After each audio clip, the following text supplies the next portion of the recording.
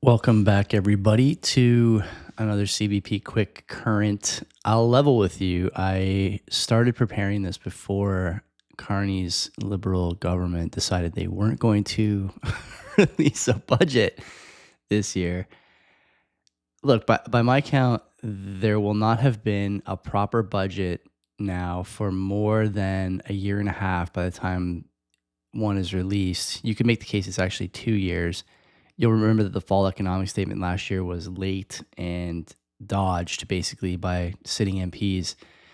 So you may find that this is a rather timely podcast episode because today we're talking about the Canadian split budget proposal. You've heard Mark Carney discuss how he wants to balance the operational budget while, what is the generous term here? I guess not balance the investment budget, stuff that his government and he himself thinks will create jobs and build a better Canada. I'm not necessarily disagreeing with that, by the way. What I think I have an issue with is whether or not there should be an attempt to balance both. The common refrain on Twitter is obviously that if you have a credit card statement or bill and try and convince the credit card company that you only need to pay the operational side while the investment side should be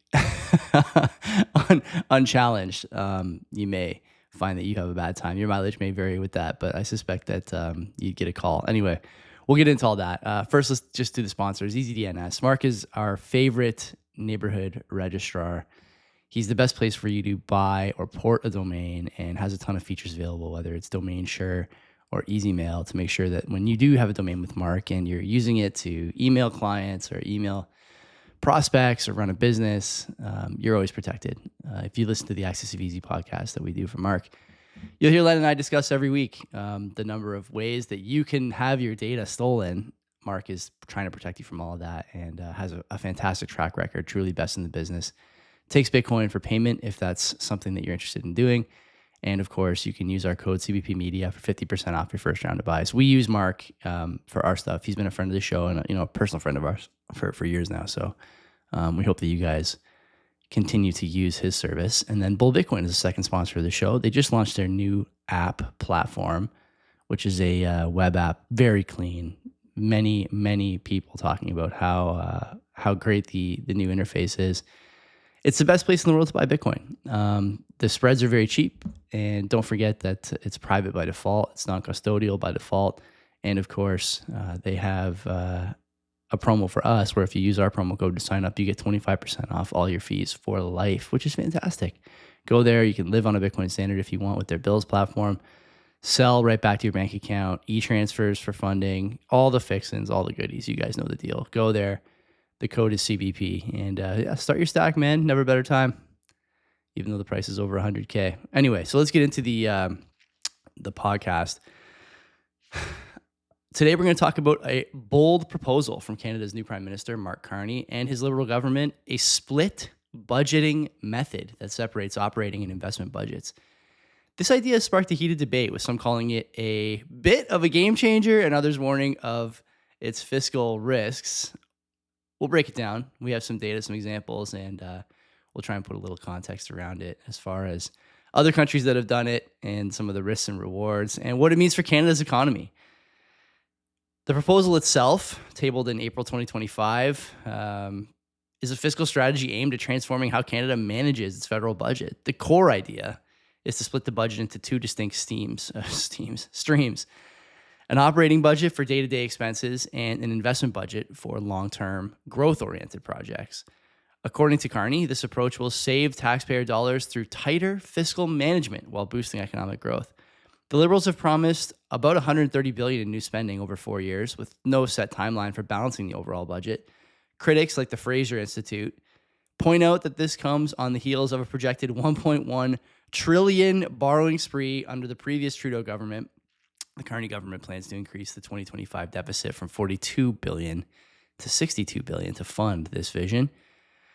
But what exactly does the split budget method entail? Well, let's see. To understand the method, we have to clarify the difference between operating and investment budgets. This operating budget side covers recurring expenses like public sector salaries, healthcare funding, pension payments. We've talked about that in the past. For example, in 2024, Canada's federal operating expenses could be said to have included $180 billion for healthcare transfers and $50 billion for public servant wages. These are the costs of keeping the government running day to day. The investment budget, on the other hand, focuses on capital projects that drive growth. Think infrastructure like high-speed rail. We don't have any. Green energy projects. We may have too many. Or housing initiatives. A Canadian example is the $10 billion investment in the Canada Housing Plan to build 3.9 million homes by 2031. I know we've heard this before. Hold your tomatoes. I'm just saying what they would say, trying to be impartial. The Carney plan emphasizes balancing the operating budget within a few years while allowing the investment budget to run deficits funded by borrowing or targeted revenue. The split aims to ensure everyday expenses don't spiral out of control while freeing up capital for projects that could boost GDP. It's obviously not without controversy, and we will talk about why. What are the upsides and downsides here? We'll start with the pros. First, the Liberal government would say that this has the potential to increase transparency. By separating operating and investment budgets, Canadians can see exactly where their tax dollars are going, and they could say, are we overspending on bureaucracy or investing in future growth? It's easier to tell.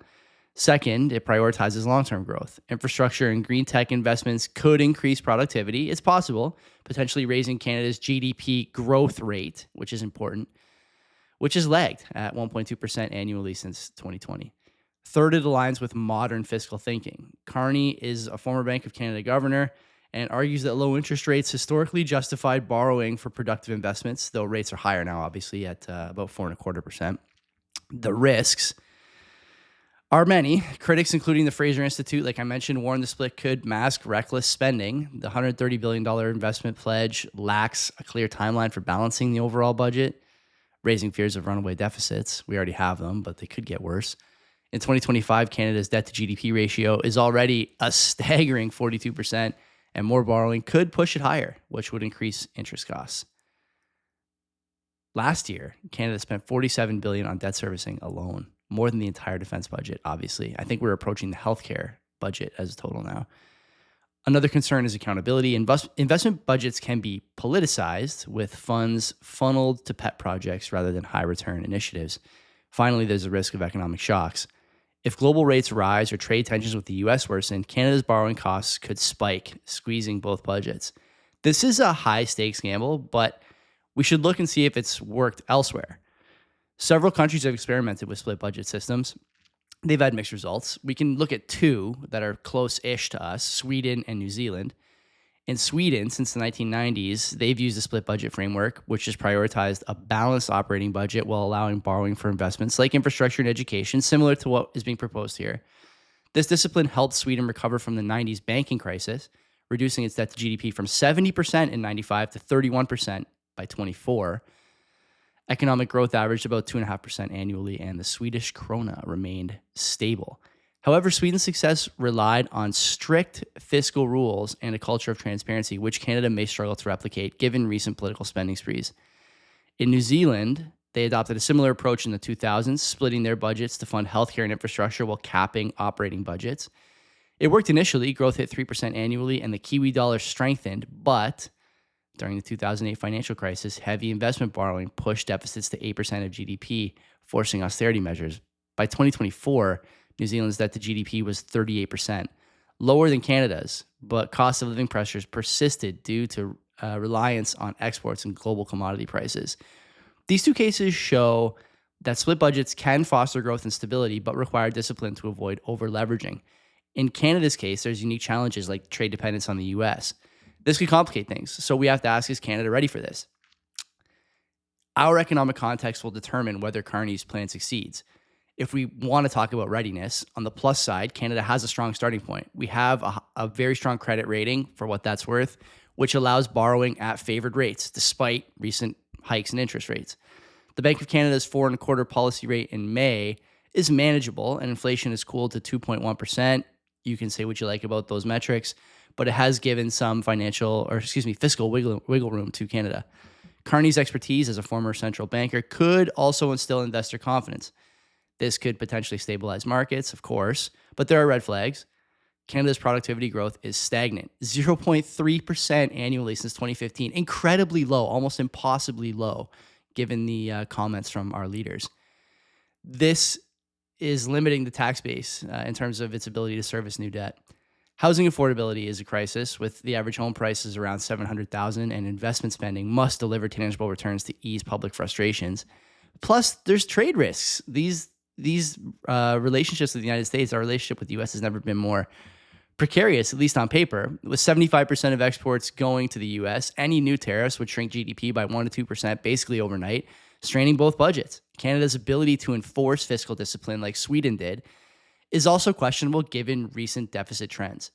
In short, Canada has the tools but needs laser-focused execution. We could talk about the broader impacts as well.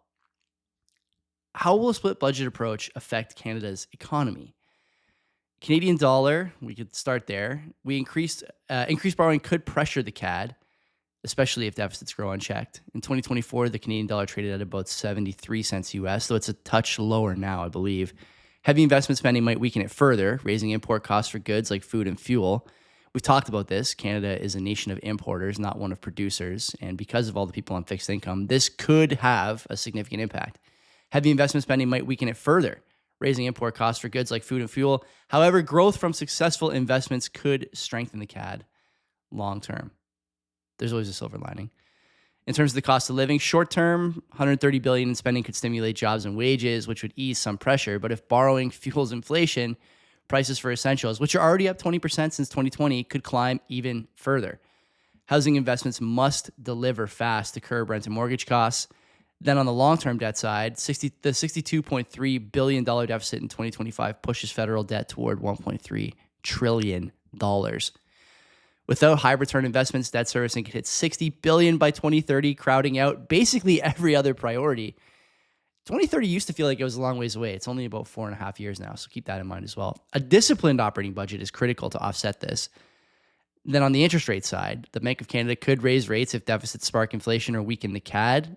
A 0.5% hike could add $10 billion to debt costs. On the other side of things, successful investments could boost growth, allowing rates to stabilize. Then there's our economic health.